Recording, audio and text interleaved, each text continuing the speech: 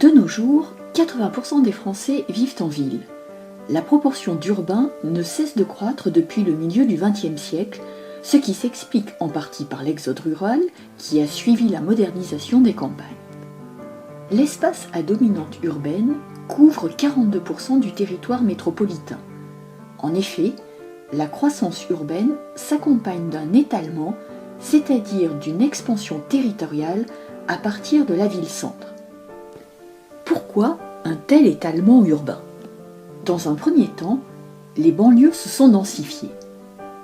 Depuis 1975, grâce au progrès des transports, notamment la généralisation de la voiture individuelle, de nombreuses familles s'installent en périphérie des villes et non dans leur centre.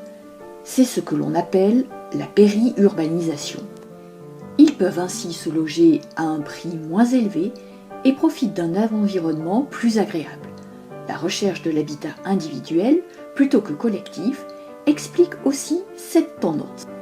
La périurbanisation crée des espaces de transition entre l'urbain et le rural, qui conservent l'apparence de la campagne, prédominance des champs et des bois, mais qui accueillent une forte proportion d'habitants étroitement liés aux villes voisines pour leur travail, leurs courses ou leurs loisirs.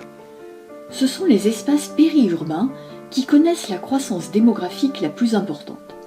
La périurbanisation rend ainsi plus difficile la distinction entre la ville et la campagne, ce qui a conduit à la mise en place de la notion d'aire urbaine. Une aire urbaine est constituée d'une ville-centre et de ses banlieues, les deux constituant un pôle urbain.